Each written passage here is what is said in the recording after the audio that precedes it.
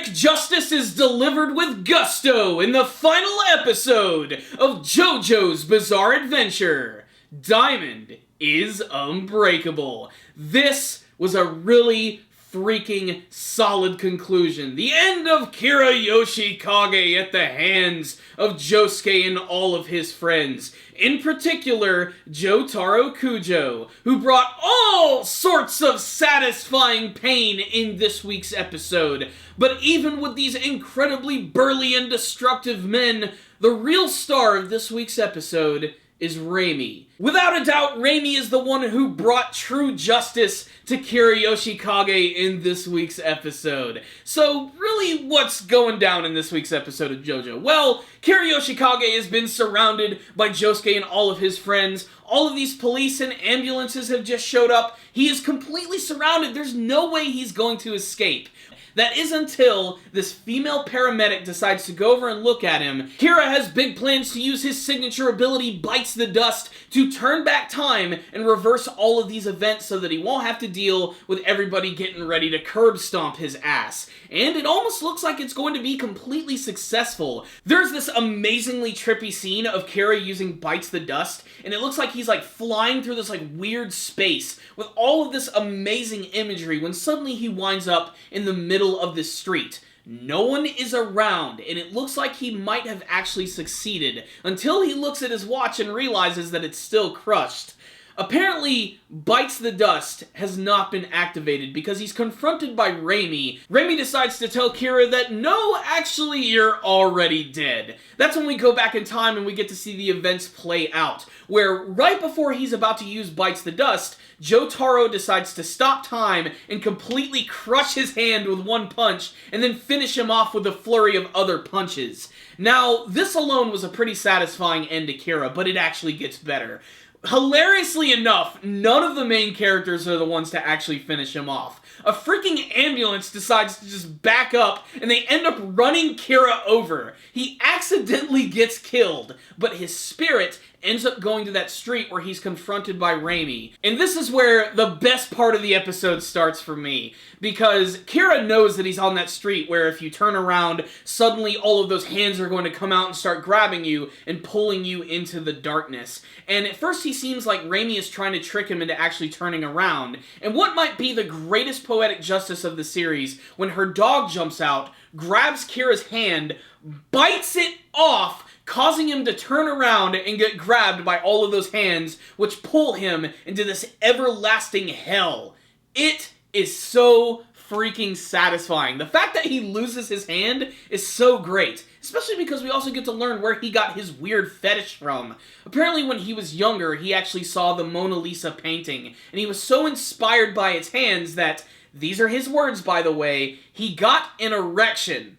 Yeah, that's why he's so obsessed with hands, because of the Mona Lisa. He even got just the hand portion of the painting framed so that he could stare at it all the time and presumably do a lot of creepy things with it.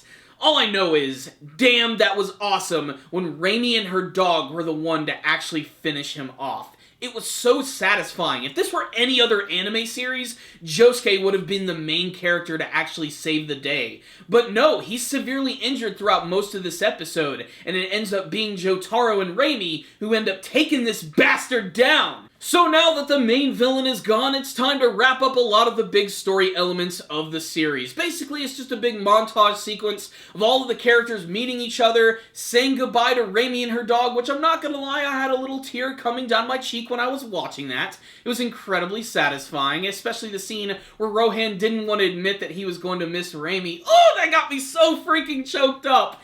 And then we finally go around to all of the main characters. Koichi apparently is going to be in a relationship with Yukako. Okuyasu and his father continue to go to Antonio Trendy's restaurant, where I honestly thought his father was going to return back to his true form when he was eating his amazing food. But no, he's still freaking ugly as sin. Pretty much just that. You also have old man Joseph Joestar and Jotaro as they're getting ready to leave. I love that scene because Joseph has now been reminded that all of the people within Morioh have a heart of gold. It definitely reminds him of the event of when they went to Egypt to stop Dio, and it resulted in the deaths of some of their friends, but what they brought with them after that journey was so much more important. And what might be one of the greatest final scenes ever, and again, just as poetic as seeing Kira's hand get bitten off, is the fact that Josuke goes to see his father off, and he actually manages to give him this picture of his mom, which he put in his wallet. But because he has Crazy Diamond, he actually reverses the effect, takes his wallet back, and gets all that money back that Joseph spent on that invisible baby, which is apparently going to be the adopted daughter of Joseph Joestar at this point. It's a solid moment, and it all ends with Josuke doing a ridiculous JoJo pose. I honestly don't think it could have ended any better. So what's the rundown on the final episode of Diamond is Unbreakable? This was an immensely satisfying episode. The downfall of Kiriyoshi Kage was downright awesome. Shakespearean, even. I really freaking enjoyed it. He's a villain that's so underhanded and insane that you want to see him get defeated. And it's not just because he's a simple psychopathic killer, it's because we got to spend a lot of time with him. We got to see why he's such an evil being, so his downfall was just plain satisfying. It was amazing, especially when Jotaro got involved. I literally started to jump up out of my seat when frickin' Star Platinum came in and started doing its classic aura punches. It was just so freaking awesome! I love that stuff! This episode definitely delivered on the action, but like I said, the real stars of this episode have to be Raimi and her dog. Just so amazingly awesome that they decided to end it that way. Like I said, this could have been very stereotypical in its ending, how it all wrapped up, but they decided to go on a route which I honestly did not expect. And the fact that they were able to utilize that weird ghostly street in a number of different ways throughout the city, I really think that's a really great thing. Honestly, this was just a super surprising series overall. I wouldn't say that it's my favorite JoJo anime. I still have to give that distinction to Stardust Crusaders, which in my humble opinion is a perfect anime. I absolutely love that show. I love every episode from beginning to end. It's just perfect. But honestly, this is definitely a close second. Mostly just for how incredibly creative it is, and the fact that it just does whatever the hell it wants, and you never really can predict anything that's going to happen.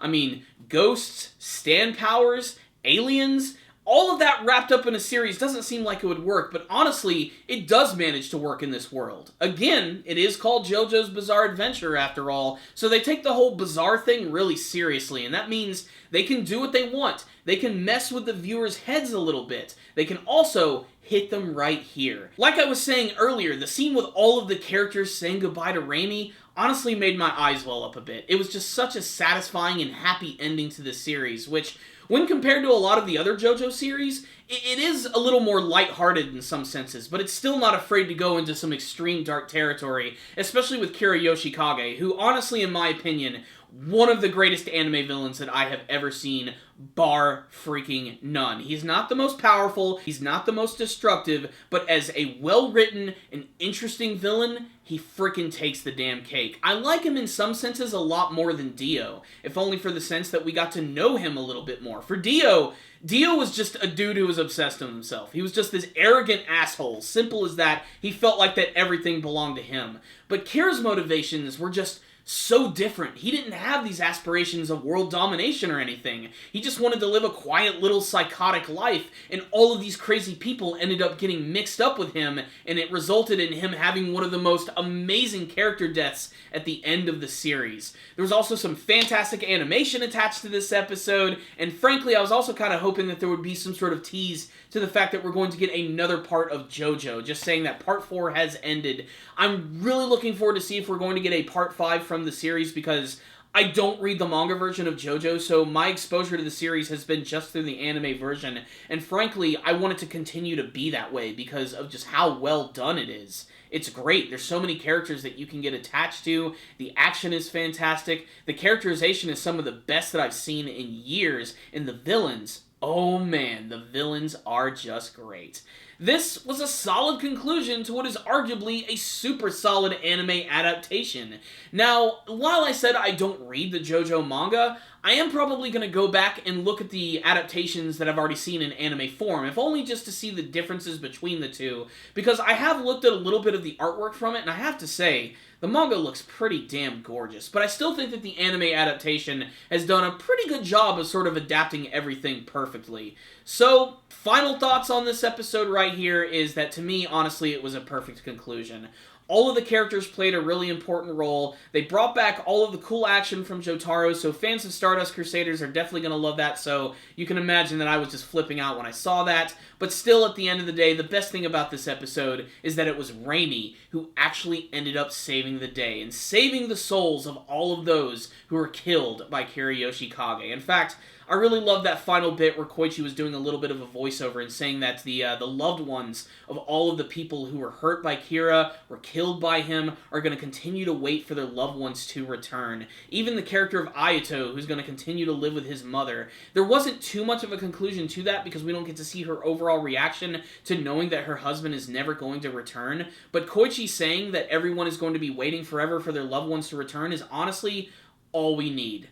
Wonderful. Super awesome imagery. This was a great conclusion to a great anime series. I loved it. I'm going to give the episode a 5 out of 5.